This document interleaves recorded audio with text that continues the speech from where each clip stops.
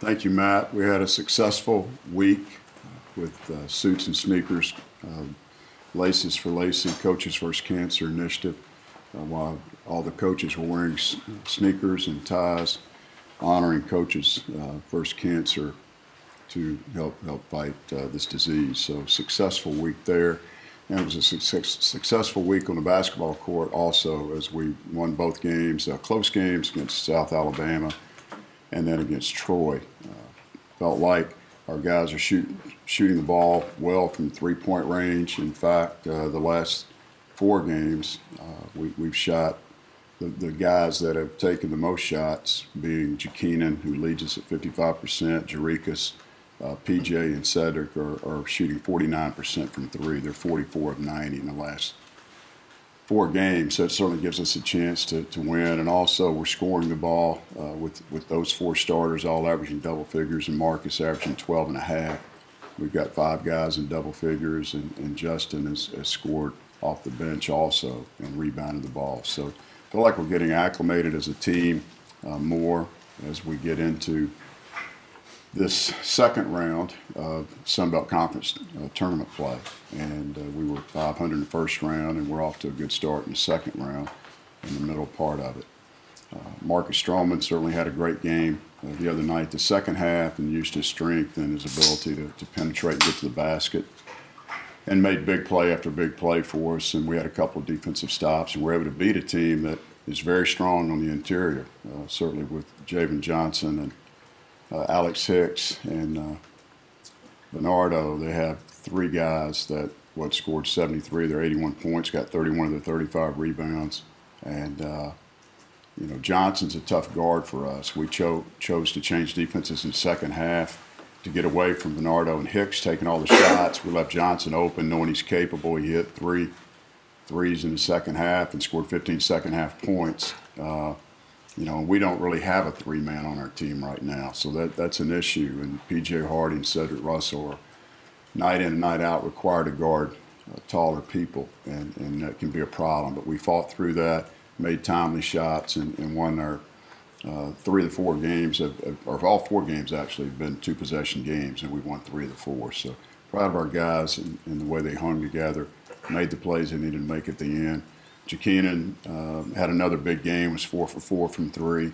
He was honored with his game ball for scoring 45 points in the Cajun Dome against Little Rock early this year, which was the most in our school's history in the Dome. So very impressive record there for Keenan. He continues to be at the top of the leaderboards across Sun Belt Conference play.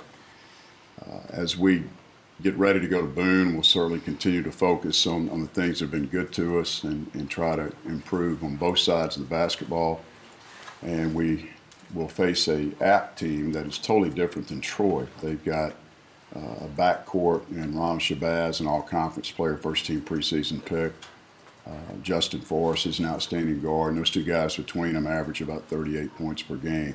And they're guard heavy. They're going to shoot a lot of 3-point shots in conference play. I believe they've shot 45% of their attempts have been from 3. So it's a different type game than we played against Troy on Saturday night.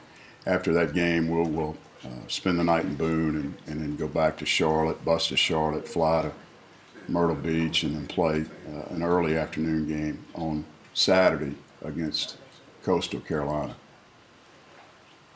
Questions? Is the transition after that game in Boone more difficult than others going into Saturday? Not really. Well, it's always a hard trip.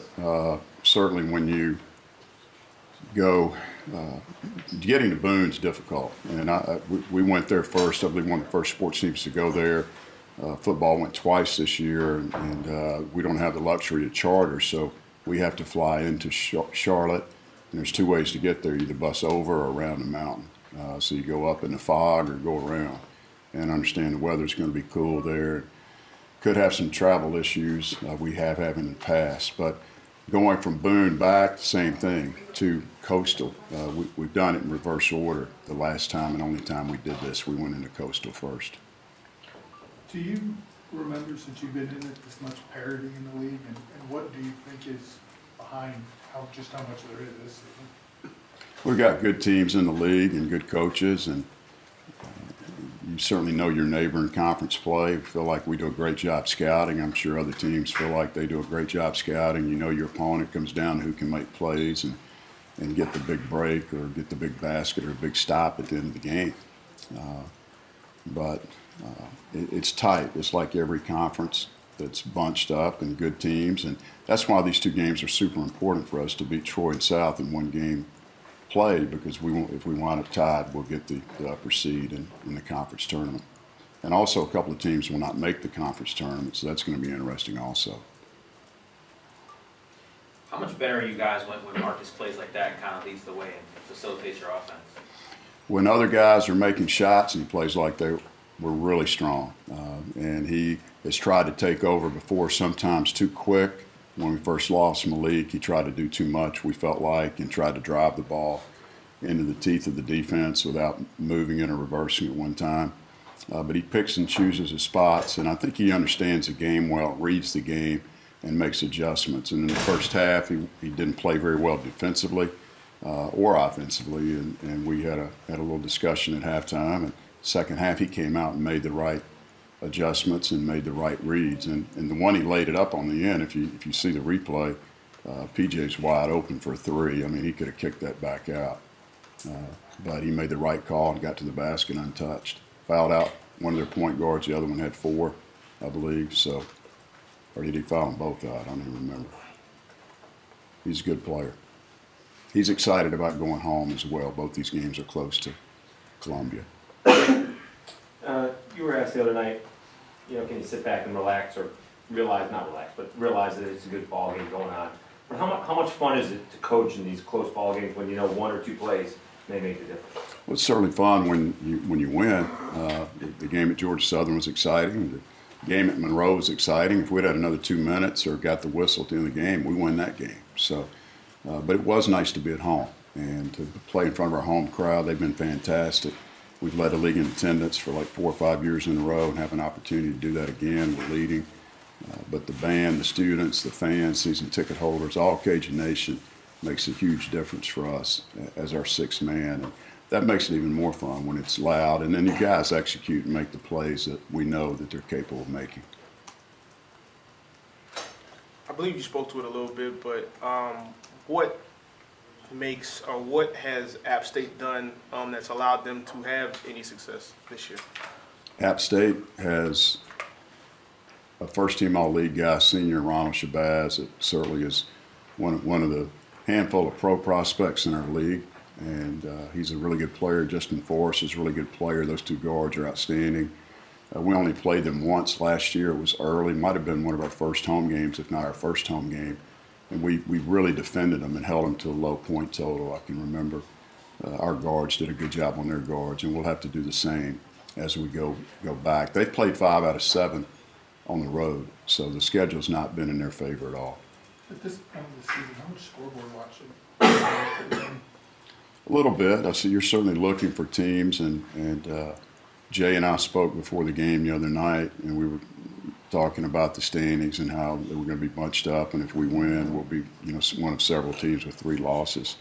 So you watch a little bit just to see, because the stakes are high. To get a bye or a double bye are very important. On that note, with the calendar turning to February this week, how close are you guys to being the team you want to be? Well, we're pretty good this week. If we can get better defensively, continue to make 3-point shots, then certainly I think we're going to be a factor in this race. We have rebounded the ball well. We've taken great care of the basketball. I think we had, 9, 11, maybe 8 turnovers. We had 2 single-digit turnover games out of the last 3. And we're averaging like 12 turnovers a game in conference, 12.5, and doing a really good job there. So we just need to continue to play, stay healthy, follow the game plan, and make shots. I think Wesley had 17 the other night or something. How much did that help give Stroman maybe a little extra step late? Wesley. Trajan? Minutes. Oh, 17 minutes. I started to say, I wish he had 17 points. No, that's a good point. Those minutes were big, and you saw the long ball that was deflected. His ankle still bothered him. He couldn't quite run that down. He got it and threw it back in off the Troy player, but it certainly helped. all of our guards, and Setter was in foul trouble, so it was a necessity as well. But Trajan's getting better by the day, and we missed him in a few of those games and feel like he can make a difference. Just looking ahead with Coach, for them, what is the thing that you have to prep for the most? Haven't looked at Coastal a lot. They always are a talented team. They have a good guard from New Orleans that we recruited a little bit, and certainly he's a good player and a good young man. But we've got to be ready to play against multiple defenses. They'll change defenses quite a bit, as they have in the past. And they're on a 3-game winning streak. I think the young man I'm talking about from New Orleans just became eligible or just got healthy again and is playing. He's been injured. So they're getting back to full strength kind of like we are. And hopefully it'll be a very competitive basketball game. Do you feel like after, since you guys already went through your ULM and Georgia road trip, that that really prepares you the rest of the season for going on the road, because it doesn't get much more difficult than that stretch? Well, they're all difficult, certainly, and from a logistics standpoint, this one's hard because, as we talked about, getting in and out of Boone, and weather conditions too. But the first, we said last week that those 3 games, the Georgia trip and then Monroe is the only time we played 3 games in a row on the road, and we could have won 2 of those games. We really could have, and that would have been huge, but we didn't. But that's one trip out of the way. If we can, we've got 3 left with the Carolinas and then the Texas for single games there, as they won't return, and certainly to Arkansas to finish, and they're all important. And we need to try to get as many of these games as we can. But no different than the Georgia swing. We have to go play well, and that's what we talked about last week. Our guys expect to win, and they're trying to play well to give themselves an opportunity to win, and we've done that in the last few games.